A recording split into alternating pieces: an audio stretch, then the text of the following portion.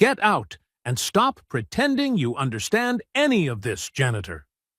Professor Laurel Kensington pointed directly at the door, her fingers slicing through the air like a weapon. The 37-year-old woman, the mathematics star of Hudson Heights University, had just humiliated Holden Caraway in front of 30 graduate students, treating him like a stain beneath her designer heels. Holden's hands froze on the cleaning cart. 30 pairs of eyes burned into his back as the students giggled, delighted by this unexpected bit of entertainment. Laurel stood beside the chalkboard covered in complex equations, her framed PhDs glittering on the wall behind her like trophies of intellectual superiority. But instead of leaving, Holden stepped closer to the mathematical proof she was presenting. His deep blue eyes swept across the elegant symbols with an intensity that made Laurel's confident smile flicker for a split second. "Professor," Holden said softly, his voice slicing through the silence, "there's an error in your third line." The room erupted with stunned whispers. The air shifted.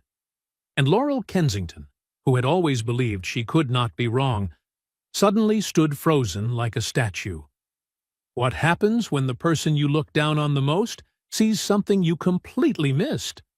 If you enjoy dramatic reversals like this one, don't forget to subscribe so you won't miss what comes next. And ask yourself, how will Laurel react when a janitor points out a mistake in her lecture right in the middle of class? Let's find out what happens next. The humiliation echoed through the marble halls of Hudson Heights University like a silent declaration of war. Within hours, the rumor spread like dry fire.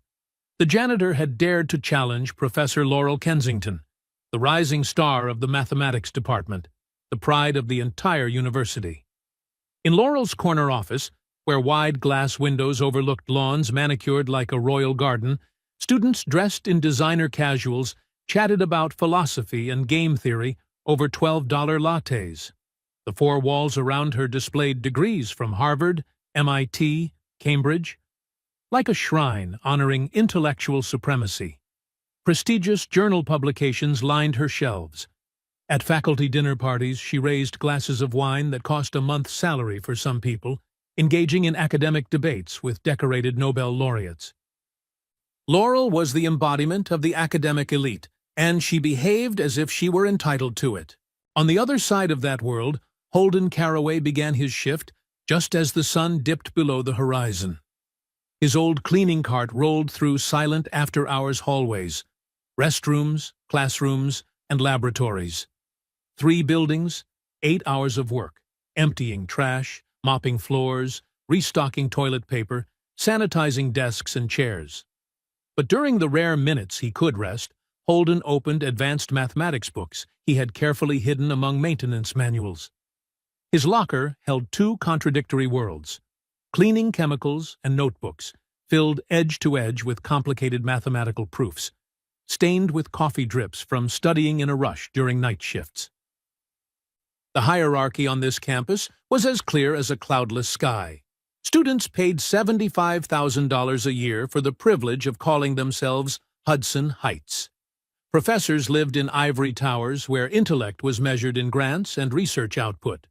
And support staff like Holden were nearly invisible. Silent gears keep the academic paradise running, without anyone bothering to look their way. To Laurel, that hierarchy was simply the natural order. Intelligence, she believed, only flourished in prestigious families, expensive schools, and elite social circles. She dated Dr. Clayton Reeves of Columbia as living proof of that belief, a way to reinforce the class she considered herself part of. When she saw maintenance staff enter a classroom, she didn't even bother to look up. In Laurel's eyes, they lacked the capacity for meaningful conversation, let alone any understanding of advanced mathematics. And yet, even as she basked in the perfection of her world, a world built from pride and privilege, the first cracks had already begun to form. She didn't yet know that the man pushing the cleaning cart was about to shatter the entire illusion she had believed in her whole life. Holden Caraway had not always been the man working night shifts behind a cleaning cart. 9 years ago, he had been a promising doctoral student at Columbia University, pursuing mathematical problems that only a very small circle in the world could understand. His professors all said Holden's future was bright, that he would become one of the great mathematicians of his generation. Then he met Sydney Halpern. She was a waitress at the cafe where he often studied until midnight. Sydney had a smile that made him forget equations, and green eyes that convinced him life still had room for miracles. They fell in love fast, intensely, the kind of love that belongs on the pages of youth novels. At 22, all passion and naivete, they didn't protect themselves. When Sydney became pregnant, Holden didn't hesitate. He took a semester off to prepare for fatherhood. They rented a small apartment in Queens and planned a simple wedding after the baby arrived. Hazel Caraway came into the world on a freezing winter night. She was perfect, tiny, with her mother's blue eyes and a spark of cleverness that Holden recognized instantly. He held his daughter in his arms and felt the universe shift around him. 3 months later, their world collapsed. "Congenital heart defect," Dr. Nina Parkhurst said, her voice gentle but unable to hide the severity. "Hazel has a ventricular septal defect. She needs surgery as soon as possible. Estimated cost, $280,000. Insurance covered only part of it. They still had to shoulder more than $120,000 out of pocket." Holden started taking on every job he could find, tutoring math, working library shifts, accepting any task as long as it paid. Sydney worked 2, sometimes 3 shifts a day. But the medical bills arrived faster than they could earn money. Debt piled up like a boulder, crushing their chest. The stress began tearing their relationship apart. Sydney barely slept, haunted by every wheezing breath Hazel made. Holden struggled to juggle research and endless jobs. They argued about money, about the future, about choices neither of them had the strength to make anymore. Then one morning, Holden woke to find a piece of paper on the kitchen table. "I can't do this anymore. I'm sorry. I love Hazel, but I'm not strong enough for this. I wish I could endure it, but I can't. Please don't look for me. Sydney." The closet was empty. The joint bank account was wiped clean, and Holden, 23 years old, not yet graduated, holding a baby with a heart defect, was left alone. The decision came quickly and brutally. Holden couldn't continue his PhD program when his daughter needed him every minute. He couldn't do 80 hours of research a week while Hazel needed surgery. He withdrew from Columbia, set aside his dream of becoming a professor, and took a janitorial job at Hudson Heights University. The night shift, steady pay, and most importantly, excellent health insurance. That was 9 years ago. Now Hazel was 8, a bright, clever girl who loved math just like her father. She had already undergone 2 surgeries, but soon she would need the biggest, riskiest, most expensive one. Estimated cost, $340,000. Every night, after tucking Hazel into bed in their small Bronx apartment, Holden put on his jacket and went to work. He mopped silent hallways, emptied trash in offices still glowing with lamplight, and during tiny pockets of rest, he opened math books. Because no matter how much life had stolen from him, it couldn't steal his passion. Mathematics ran in Holden's veins. It wasn't something he chose, it was something he was.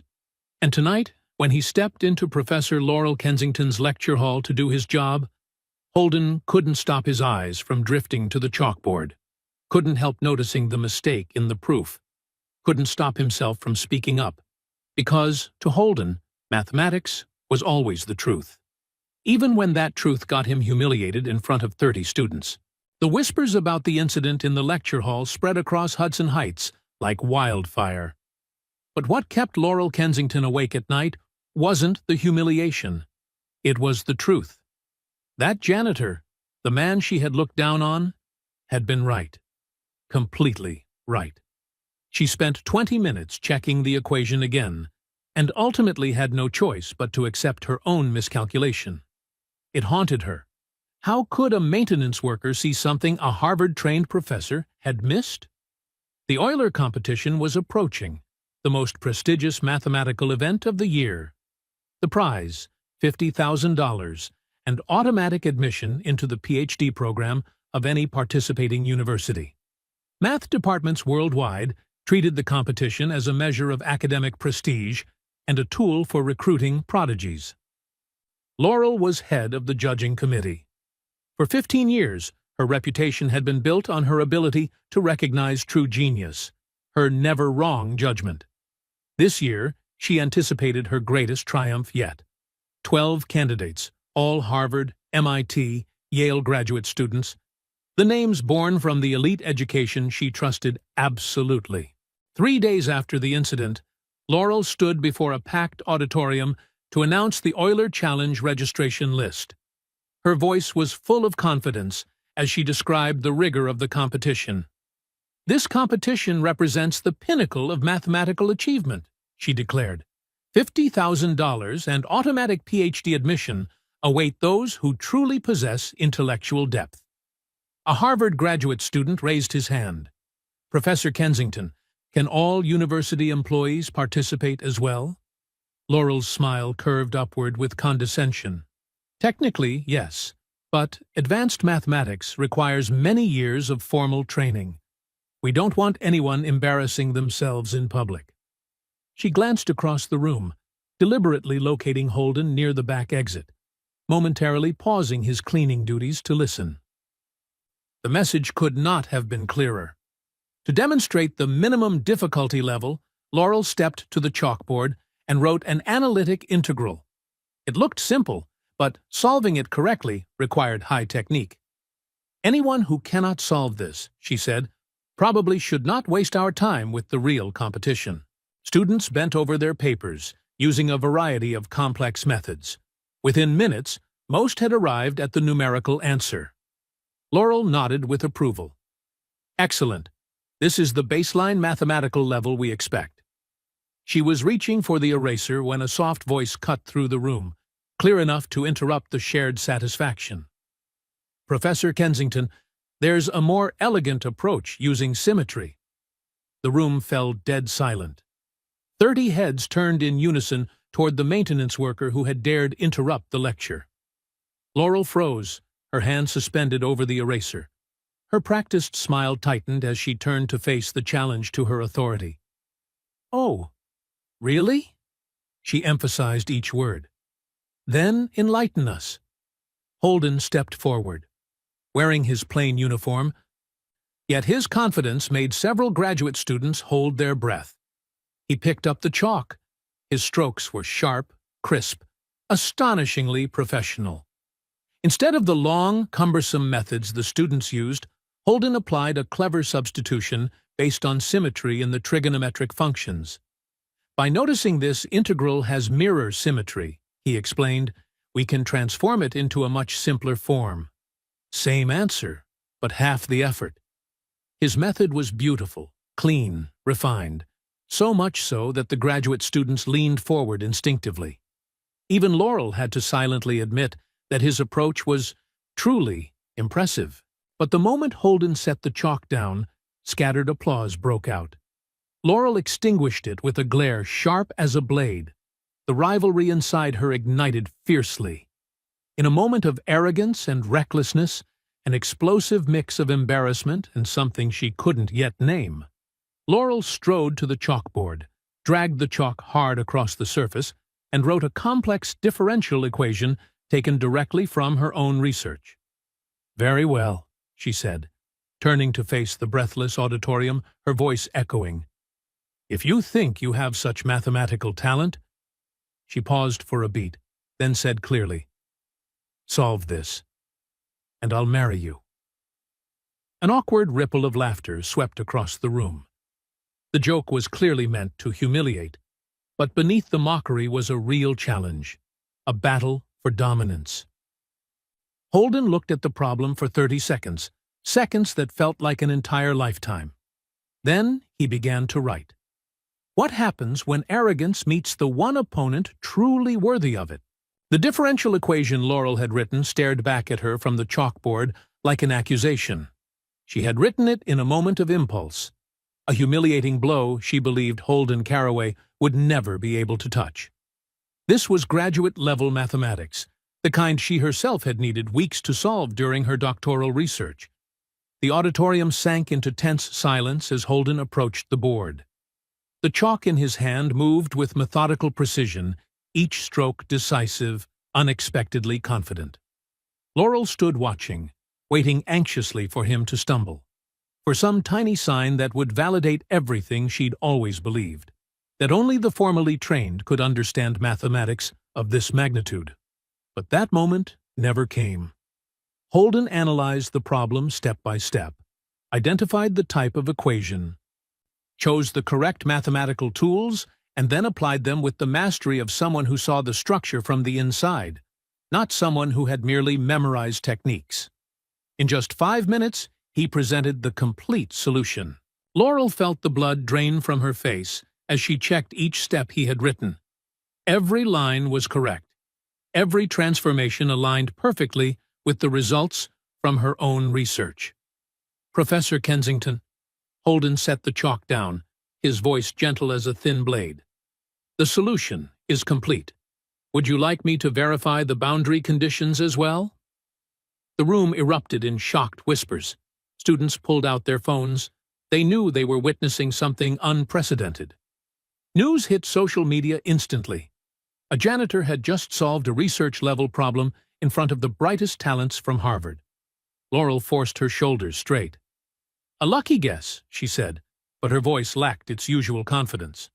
"One problem doesn't prove mathematical maturity. Anyone can memorize a technique without understanding the theory." But her dismissal sounded like hollow metal striking a brick wall. The elegance in Holden's method refuted her instantly. From the back row, Dr. Brielle Marchand of Princeton stood up. She had witnessed many geniuses in her life, and something in Holden's approach felt deeply familiar. "Very impressive," she said, walking toward the front. "Your method was both rigorous and insightful." Laurel's jaw tightened. Having another professor praise Holden felt like a direct threat to the career she had spent years constructing. "Since you're so confident, Mr. Laurel asked, trying to keep her voice steady. "Caraway, Holden Caraway." "Mr. Caraway," Laurel announced, each word sharp and cold. "I formally invite you to participate in the Euler Challenge. But when you fail publicly, remember that I tried to spare you the embarrassment." The gauntlet had been thrown. Academic pride versus working-class resolve. The entire mathematics community was holding its breath. The next morning, registration opened. Unlike usual, Laurel personally supervised the preliminary screening round. She had to ensure Holden would be eliminated immediately. 3 problems, each one harder than the last, designed by Laurel herself, problems requiring years of formal training just to approach. 12 candidates filled the conference room. 11 were graduate students from Harvard, MIT, Yale, each carrying a flawless pedigree. The 12th, Holden Caraway, still in his maintenance uniform, looking as out of place as a wrong note in a chamber orchestra. Reed Lawson from Harvard cracked his knuckles smugly. Tessa Alden, Laurel's star student, reviewed her notes one last time. Corbin Ellery from Yale adjusted his designer glasses with reflexive arrogance. "You have 90 minutes, Laurel announced. "Solve all 3. Problem 1. Find the maximum of a constrained function." The graduate students plunged into pages of lengthy calculations. Holden didn't. He visualized the geometry, saw the intersection point of 2 curves, and solved it cleanly with a single stroke. Problem 2. Analyze a special matrix. The others drowned in systems of equations. Holden simply examined the matrix structure, recognized the pattern, and read the answer. Problem 3. A famous historical problem involving an infinite series. The candidates used modern methods. Holden solved it using Euler's classical style, true to the spirit of the competition. "Time," Laurel said, though the sharpness in her voice had vanished. When the solutions were reviewed, one truth made Laurel turn pale. Holden's answers were not only correct, they were more elegant, more refined, more insightful. Dr. Marchand examined his work with growing fascination. Holden's style felt familiar. His reasoning, the flow of his proofs, the tools he selected, all reminded her of someone she once knew. "All candidates pass," Laurel announced reluctantly. "The official competition begins tomorrow." But the real battle had already begun inside Laurel's mind. Her worldview was cracking under the weight of reality. How could someone without formal training demonstrate mastery like this? That night, Laurel sat alone in her office, searching for information on Holden Caraway. No academic records, no research publications, no trace of formal training. The emptiness made her frustration intermingle with a feeling she refused to name: curiosity. Online, the hashtag Janitor Professor began to go viral. Math departments everywhere were arguing fiercely. Can true genius appear outside the system? Her boyfriend, Dr. Clayton Reeves of Harvard, called, his voice dripping with dismissive contempt. "Laurel, you can't seriously respect that janitor. It's embarrassing." But Laurel couldn't shake the image of Holden.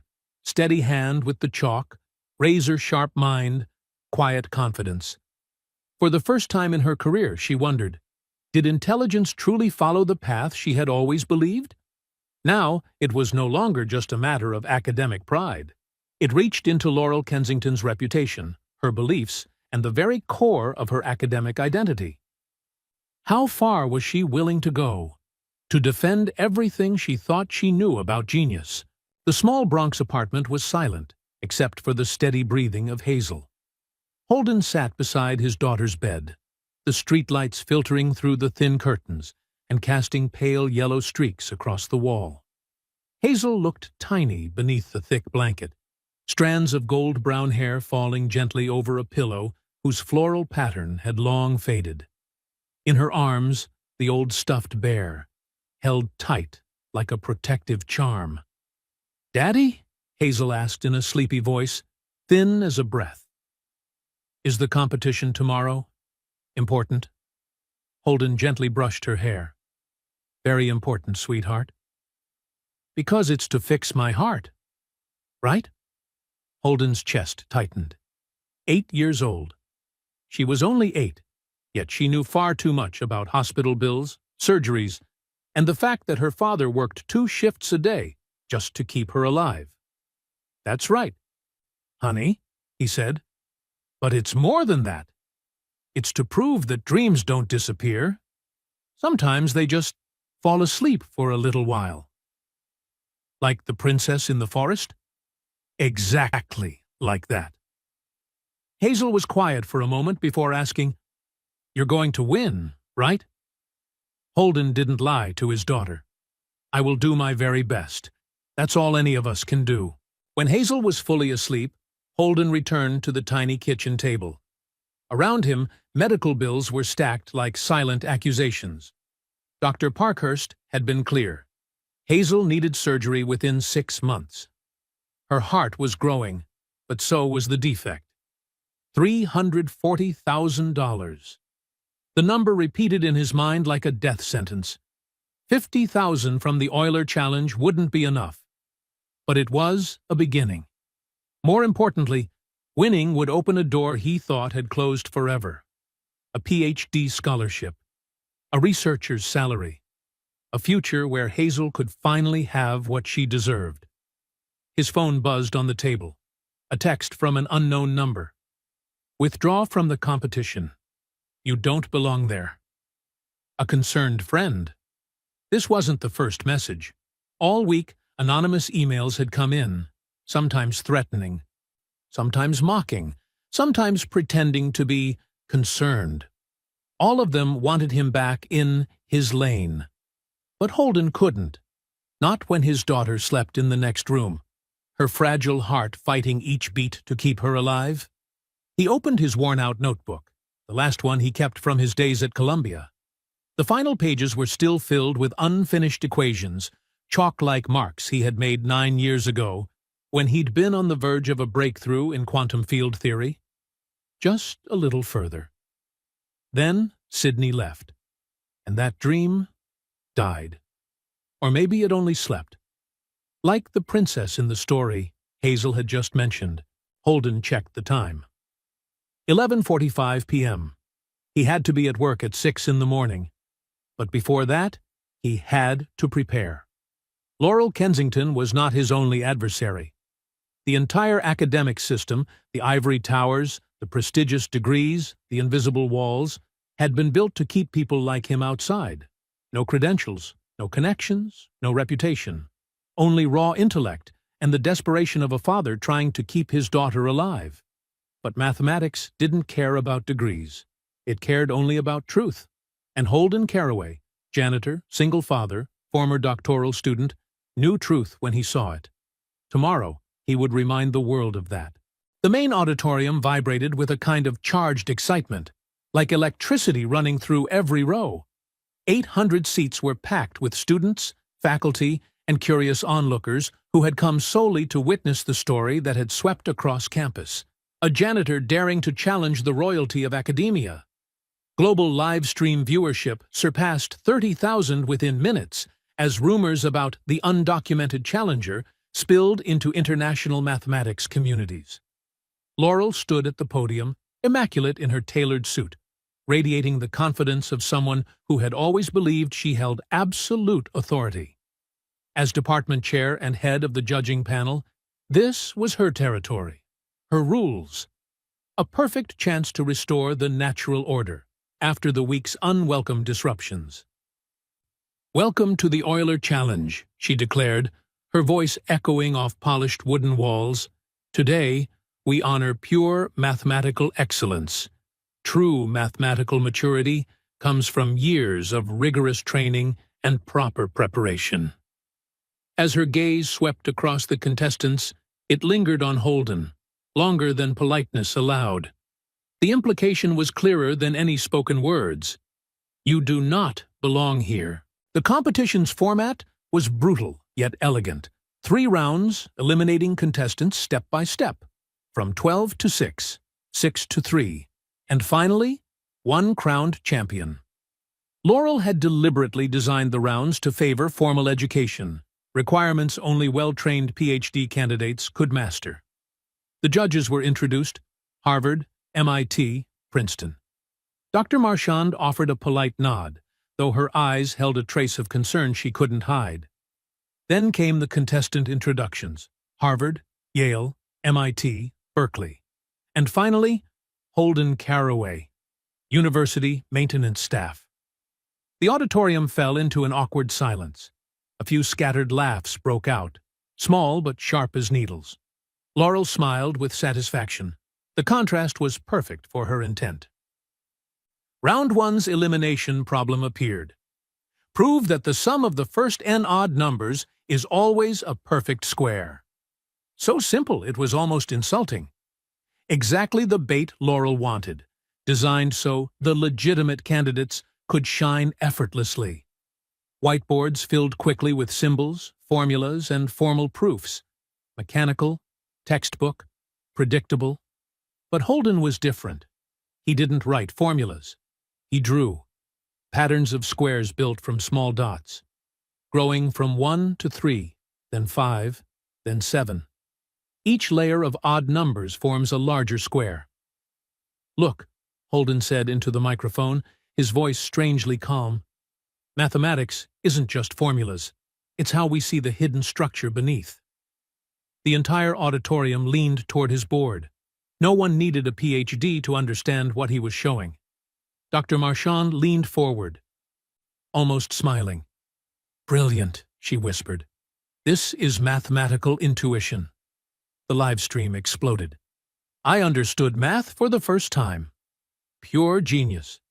Why didn't we learn it this way?" Laurel's lips tightened. Control was slipping from her grasp. Results. All contestants advanced to round 2, but the auditorium had clearly shifted toward Holden. A turn Laurel had not anticipated. #JanitorGenius began climbing the trending charts. During the break, social media erupted. Academic debates are split into 2 factions: natural talent versus credentialed power. University trustees arrived to witness the phenomenon now going global. Laurel's ex-boyfriend from Harvard, Dr. Clayton Reeves, even flew in, dismissing it as Laurel's little circus. Major news networks began setting up cameras. Media outlets sensed a deeper cultural story, a clash between the elite and the invisible. Evelyn Ashbourne, billionaire, the program's primary donor, sat in the VIP row, her eyes sharp as a blade. She wasn't just observing, she was evaluating. Meanwhile, Dr. Marchand pulled Laurel aside. "Laurel, your format seems harsh. Are you sure this is an appropriate difficulty level?" "We maintain the highest standards," Laurel replied, her voice so defensive it almost sounded artificial. But Marchand had seen something, and it troubled her. That night, Holden sat in the quiet apartment, Hazel already asleep. In front of him were advanced textbooks he'd borrowed from the library, pages dense with the language of another world. But gradually, connections began to emerge. The advanced concepts reminded him of the simple ideas he had once mastered at Columbia, like realizing that a castle is built from the same bricks as a small house. His phone buzzed. A message from Tessa Alden. "Mr. Carraway, your proof taught me more than 3 years of graduate study. You see connections we completely miss. Good luck tomorrow." Then another from Reed Lawson. "You made all of us see math differently. Not formulas, meaning." But support wasn't the only thing coming. So was backlash. The academic elite mocked him, questioning whether he truly deserved to participate. Clayton Reeves wrote an op-ed that went viral. "This is a spectacle that undermines the standards of higher education." Laurel subtly amplified these sentiments with statements sweet as honey, but exclusionary at their core. The next morning, Holden arrived early. He worked his usual janitorial shift from 6 a.m. to 2 p.m. and had only 2 hours to rest before the semifinals. His uniform still smelled of cleaning solution when he stepped into the stage-lit auditorium. Laurel noticed, and she didn't miss her chance. "Perhaps manual labor isn't compatible with serious academic activity," she said loudly enough for the cameras to capture. A cold strike. And worse, it carried a sliver of truth. Holden was fighting a battle his competitors, propped up by privilege and networks, could never understand. The day of the semifinals arrived, and the auditorium hummed with a predictive buzz.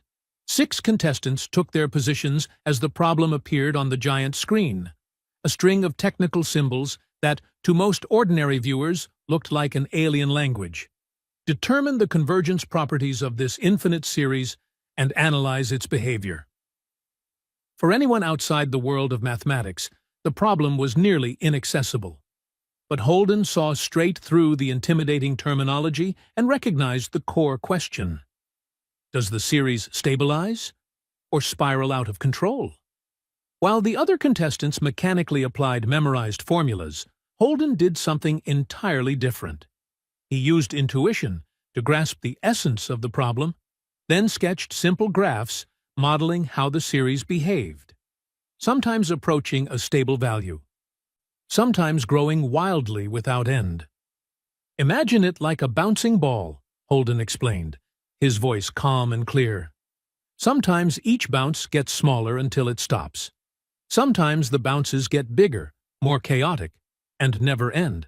Mathematics tells us which kind this ball is." His explanation made a graduate-level topic suddenly clear to the audience. The hall erupted in applause.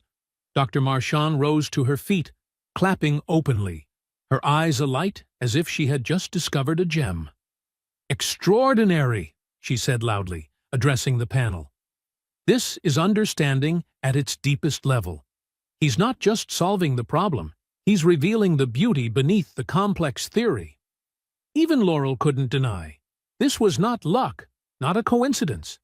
This was genuine intellect operating at the highest level. When the results were announced, the 3 finalists were Tessa Alden, Laurel's star student, Reed Lawson, representing Harvard, Holden Carraway, the janitor. Global viewership peaked at 85,000. Math institutes across the world began to wonder, Are all our old assumptions about intelligence and education beginning to crack? That night, Laurel shut her office door and began assembling the final round problem. She did not choose randomly. She chose the exact problem from her PhD dissertation. A problem she herself had spent 3 years solving, equipped with full resources, advisors, and endless time. If anything could expose the limits of a self-taught mind, of an uncredentialed genius, it was this. Sitting alone in her dark office, Laurel stared out the window at the Hudson River. Manhattan's lights flickered like stars that had fallen to earth. Her reputation, her faith in the proper educational system, the entire identity she had built through her career, all hung by a fragile thread over tomorrow. Part of her wanted Holden to fail, needed him to fail, to restore the old worldview she had believed was unshakable. But a tiny part of her, very tiny, whispered, "What if I've been wrong all along?" Laurel's phone buzzed. A message from Clayton Reeves. "Tomorrow this joke ends. Then we go back to normal. Dinner?" Laurel stared at the screen. Normal. Was that really what she wanted? A world where value was measured by pedigree? Where people like Holden were forever relegated to jobs that never revealed their true intellect? She didn't reply to Clayton. Instead, she opened the file containing the semi-final solutions. Holden's work filled the screen. Subtle reasoning, elegant structure, mathematical lines that looked almost alive with deep intuition. For the first time in many years, Laurel Kensington felt something she thought had long died. Doubt in herself. She leaned back in her chair, gazing at the city through the office glass. Manhattan, glittering, proud, had once symbolized everything she believed in. System, hierarchy, structure, order. But here, in this very place, a man with no degree, no privilege, no institutional backing, was shaking the entire mathematical world. And in the darkness of her office, Laurel admitted a bitter truth. Tomorrow, no matter who wins, her world would never be the same again. The morning of the final arrived with an energy unlike anything before. News crews had set up cameras all over the auditorium. Online viewership had swelled past 120,000 people worldwide, all waiting to witness the ultimate showdown between genius and prejudice. In the front row, Evelyn Ashbourne sat among board members and the press. Representatives from the New York Times, the Washington Post, and CNN were present, ready to report on what had become a national conversation about class, education, and opportunity. Laurel stepped onto the stage with an almost unnatural confidence, her tailored suit immaculate, her face radiating an air of absolute control. She had spent the entire night crafting what she believed to be the perfect trap. "Ladies and gentlemen," she began, her voice booming across the packed auditorium. "Today's final challenge represents the highest standard of mathematical excellence. With the unprecedented international attention this competition has received, I will be applying what I call the Kensington Standard, the most rigorous test of mathematical maturity ever administered." Dr. Marchand shifted uncomfortably in her judge's seat. Something in Laurel's tone told her this was no longer about academic evaluation. It smelled personal. Instead of a single problem, Laurel unveiled a ruthless 3-part challenge designed to crush any hope Holden might have left. Solve a graduate-level problem in 90 minutes. Present the solution before a panel of expert mathematicians. Defend the approach against aggressive questioning from specialists. This format will distinguish true mathematical maturity from well-intentioned guesswork, Laurel concluded, her eyes locking onto Holden, one of the final 3 contestants. The real betrayal appeared when the problem flashed onto the giant screen. Holden's blood froze as he realized what Laurel had done. This wasn't simply a difficult problem. It was the topic of her doctoral dissertation, a problem she herself needed 3 years to solve, backed by unlimited resources and a team of expert advisors. The technical language on the screen looked alien and frightening to most of the audience, but the mathematicians in the room immediately recognized the impossibility of what Laurel had set up. This problem demanded deep knowledge from multiple branches of graduate-level mathematics, knowledge that typically required years of formal study. Tessa and Reed exchanged knowing looks. As graduate students within Laurel's academic orbit, they had encountered variations of the problem in her advanced seminars. They had years of coursework behind them and direct exposure to the methods Laurel had published in her research. Holden, however, he had 90 minutes to solve something Laurel took 3 years to conquer. Dissatisfied murmurs spread across the auditorium as the mathematics community collectively recognized the rigged game unfolding before them. The live stream chat exploded with outrage, viewers worldwide realizing they were witnessing academic sabotage in real time. Dr. Marchand shot to her feet, her face red with anger. Laurel, a problem of this complexity is entirely inappropriate for a public mathematics competition. Excellence requires the highest standards, Laurel replied coldly, her voice slicing through the suddenly hushed auditorium. We cannot lower expectations simply because some contestants lack proper preparation. Her eyes locked onto Holden again as she delivered the final psychological blow. You have 90 minutes to prove you belong in serious mathematics. Anyone unable to demonstrate true mathematical sophistication should consider withdrawing with dignity, rather than prolonging this painful display. The countdown clock began its merciless descent.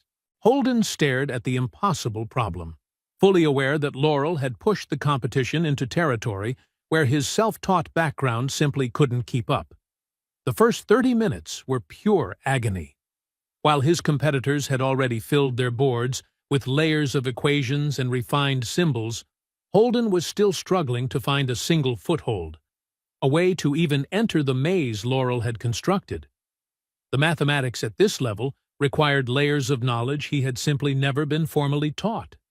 His whiteboard remained nearly empty, only a few tentative beginnings crossed out, each one a half-formed attempt leading straight into a dead end. Laurel provided a steady stream of commentary for the live stream audience, her voice dripping with the satisfaction of being vindicated. We are witnessing the fundamental difference between formal mathematical education and well-meaning enthusiasm. Advanced problems like this require a systematic knowledge base built over many years of serious study. At the 45-minute mark, cameras zoomed in on Holden's face. Desperation had set in. He started down multiple approaches, erased them, then tried again. Each failure didn't only smear the whiteboard, it deepened the realization for everyone watching that he was fighting almost entirely blind. Meanwhile, Tessa and Reed progressed steadily along the solution path Laurel expected. Their formal training provided a detailed map through the theoretical wilderness that Holden was stumbling through in the dark. Comments poured rapidly into the live stream chat. He's completely lost. This is painful to watch. Kensington was right. Proper training matters. The janitor finally hit his limit. Academic Twitter erupted with vindicated reactions from Kensington supporters. The narrative swiftly shifted from outsider shaking the system to amateur exposed by real academic rigor. Everything Laurel had predicted appeared to be unfolding perfectly before hundreds of thousands of witnesses. At the 60-minute mark, disaster struck. Holden made a critical error in his third attempt. He applied a theorem incorrectly, one he had only ever half understood from hurried readings. The mistake spread like a virus through his argument, collapsing the entire structure he had tried to build. Holden stood frozen, chalk trembling in his hand, staring at the mocking lines of equations revealing the gaps he couldn't hide. For the first time since this saga began, Holden Caraway looked like a man truly broken. Laurel's voice cut through the quiet, sharp as a blade honed for maximum damage. Perhaps we should allow struggling contestants to withdraw with dignity, rather than prolong this painful display. Some challenges simply exceed the limits of non-traditional preparation. The suggestion fell with the weight of a hammer blow. Cameras zoomed in on Holden's face, capturing the exact moment his once steady confidence fractured into doubt and shame. That image would be replayed millions of times, the moment a supposed genius collided with an unbreakable wall called institutional knowledge. At the 75-minute mark, Holden set the chalk down and closed his eyes. The entire auditorium held its breath. He looked like a man ready to accept defeat in silence, acknowledging that raw talent had finally met a boundary it could not cross. A victorious smile crept across Laurel's face. She believed she had finally proven the truth she had clung to for years, that formal education and proper training were the only paths to true excellence. Just then, Dr. Marchand shot up from the judge's seat, unable to stay silent for even one more second. "Before we continue," Marchand said, her voice rising with an authority that made the entire auditorium hold its breath. "Let us remember this. The greatest discoveries in the history of mathematics came from those who dared to walk paths the world had never imagined." Her words cut through the fog of doubt surrounding Holden. A memory resurfaced, an old seminar with Marchand back at Columbia. A classical method, considered outdated by the modern world, yet powerful in its simplicity. Holden opened his eyes. A spark flickered in his mind. 15 minutes left. Not enough for the ordinary, but enough for the unexpected. Holden wiped the board clean and started over. He did not go down the deep technical route that Laurel wanted. He returned to the classical foundations of mathematical analysis, something many had dismissed long ago. A Harvard professor whispered, "What on earth is he doing?" But slowly, a path emerged on the whiteboard. Not modern machinery, not high-end theory, but variational methods, minimizing energy, the way water naturally seeks a downhill path. 10 minutes left. Holden assembled each piece, guided by instincts honed from years of self-study. Marchand suddenly stood again, eyes shining. She recognized what she was seeing. This style? It came from a classical genius she had studied for years. Time expired. Holden stepped back. His solution was complete, so elegant that Laurel went silent. The presentations began. Tessa and Reed spoke cleanly, correctly, in the precise academic style Laurel had trained them in. Everything was proper, but nothing remarkable. Then it was Holden's turn. He stepped to the board, his voice calm and resonant. "The more complex a problem is, the more it must be viewed with simplicity. I approached it by asking the most basic question: which configuration minimizes the energy? From there, I used classical variational methods." He didn't finish. Laurel leaped to her feet, her voice sharp as a blade slicing the air. "Mr. Carraway, this problem requires nonlinear operator theory. Classical variational methods cannot handle the domain's lack of compactness. Do you even understand Sobolev embedding?" She turned to the judges, radiating authority. "This is precisely why serious mathematics requires formal training. You cannot use 18th-century tools to solve a 21st-century problem." The room murmured. A few professors nodded, swayed by her derision. Holden didn't flinch. He turned to the board and added one more line. "Professor Kensington, I handled the compactness issue using the Poincaré inequality combined with a direct energy estimate. Please look at lines 7 through 12. He pointed to the board, still steady. "As for Sobolev embedding, I don't need it. I work directly with the energy functional rather than detouring through abstract function spaces. The path is different, but the mathematics remains rigorous." Laurel's face flushed. Her voice trembled, though she tried to maintain the upper hand. "You ignored regularity theory. How can you prove the solution is smooth enough to satisfy the boundary conditions?" Clayton Reeves, her boyfriend, stood abruptly in the VIP row, cutting in. "Exactly. This is a serious gap. Laurel, you should demand—" Dr. Marchand's voice cracked across the room, icy and immediate. "Dr. Reeves, sit down. This is a competition for the contestants, not a stage for outsiders." Silence froze the auditorium. She turned to Laurel. stern. "Catherine, allow Mr. Carraway to finish. If there is a gap, we will see it when we verify." Then she faced Holden again. "Mr. Carraway, please explain the regularity issue." Holden nodded and continued writing. "I don't need the level of regularity the professor demands because this energy minimization problem is convex. You can see that in line 4. He pointed to the Hessian matrix. "With convexity, a weak solution automatically becomes a classical solution, per Weyl's theorem. I cited it in line 15. Then he turned back to Laurel, meeting her eyes. "Professor Kensington, you assumed this was a highly nonlinear problem. But viewed through minimization, that nonlinearity disappears.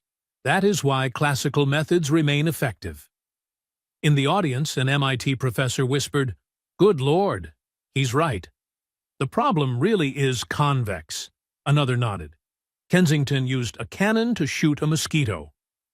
Laurel tried one last lifeline.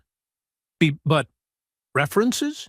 You cannot invent a method without grounding it in existing research. Did you read Evans, Gilbarg, Trudinger? Holden gave her a small, gentle smile, the first hint of emotion he'd shown. "I read both. And I also read Euler and Lagrange.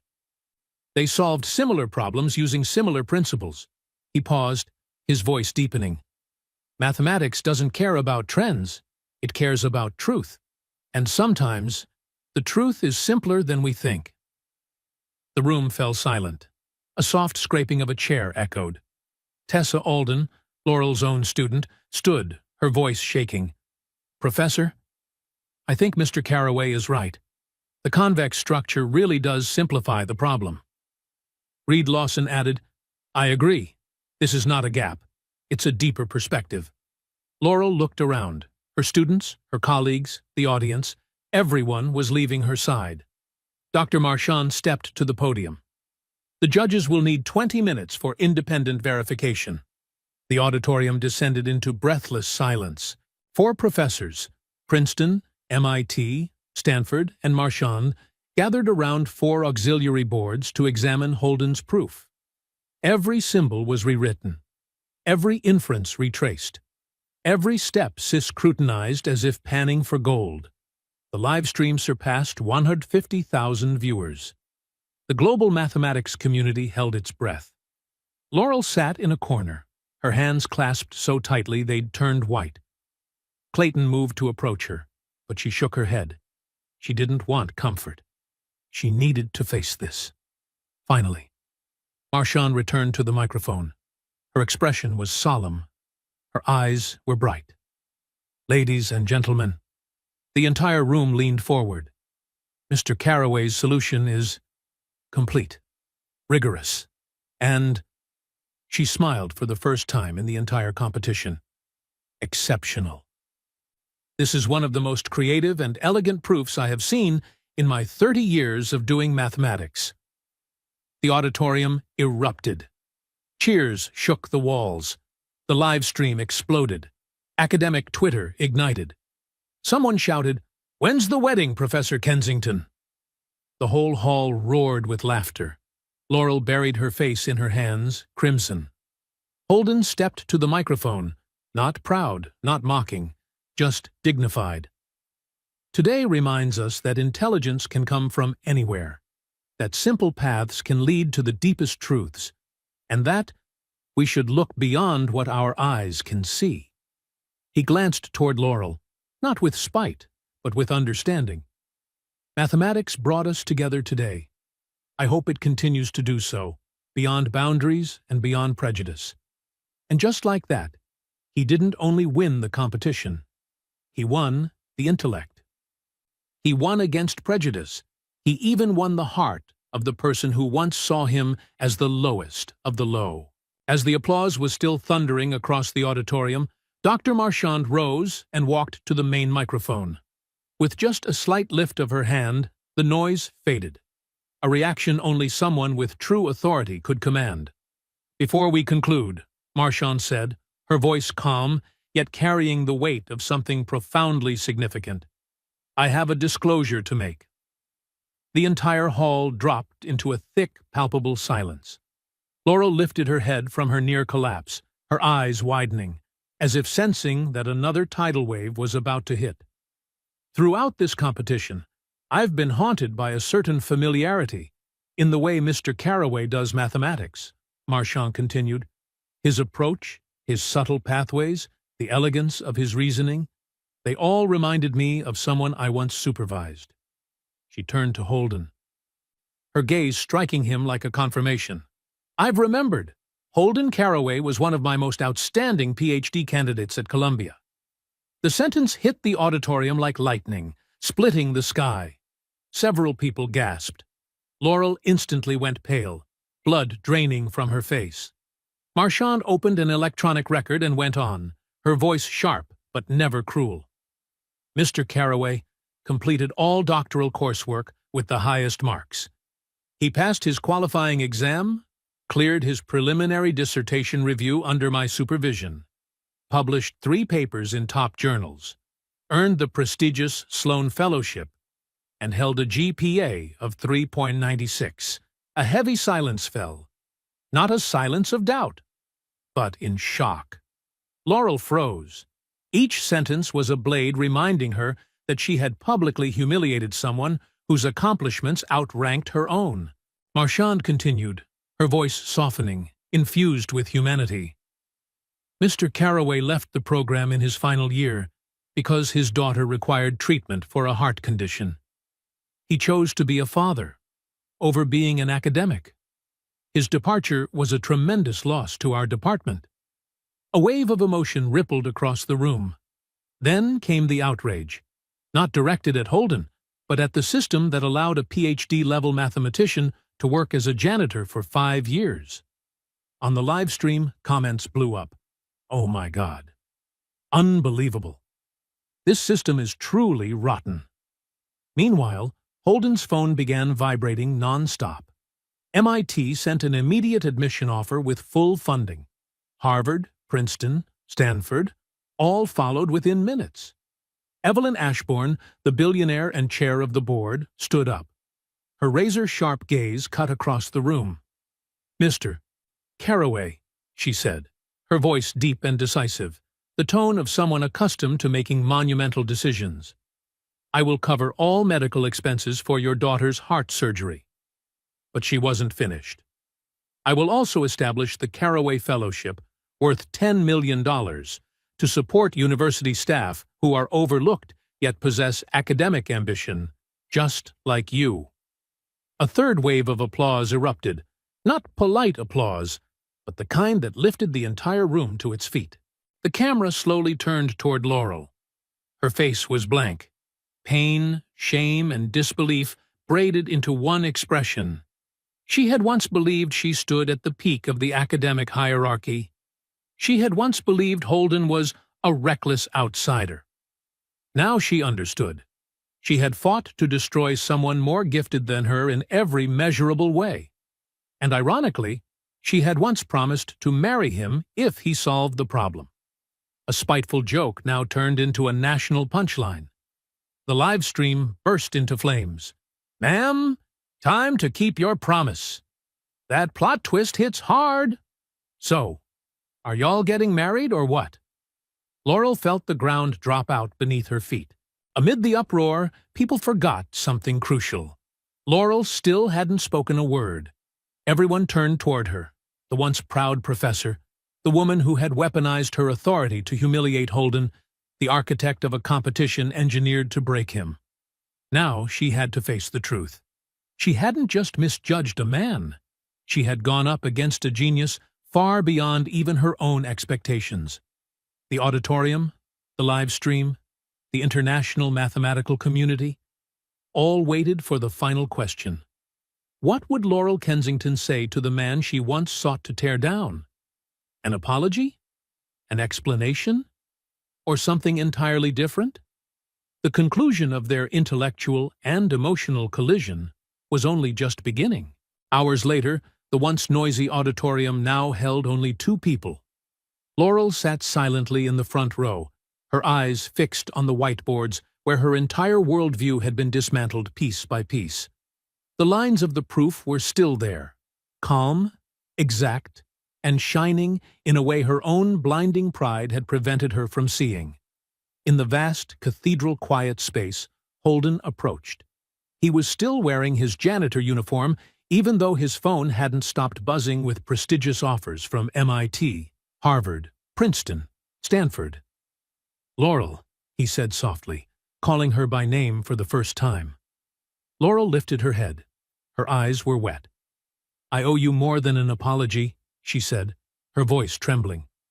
"I owe you recognition. I owe you the right perspective of who you truly are. And I have to admit who I became in the process of trying to tear you down." Her voice tightened. "I let prejudice blind me to the truth. I am ashamed of every insult and every action I took against you." Holden sat beside her. No anger, no bitterness, only the calm of someone who had endured too much loss to cling to old wounds. "Laurel," he said, "many people judge by appearances, but not everyone has the courage to look back at themselves." A deep silence, not tense, but opening. "As for my ridiculous proposal," Laurel whispered, her face burning with embarrassment. Holden smiled, a real smile, the first he'd ever given her. "So, are you retracting the offer?" Laurel looked straight at him, for the first time without a trace of arrogance in her eyes. "If you're willing to get to know the real me, not the prejudiced professor, but the woman who just learned a very hard lesson, I'd like to invite you to dinner, as equals." "I'd like that," Holden replied. "I think we both still have a lot to learn about each other." In that quiet moment, they both felt something shift. Not lightning bolt love, not a fairy tale, but a beginning, built on respect, intellect, and genuine equality. 6 months passed. The university buzzed with headlines.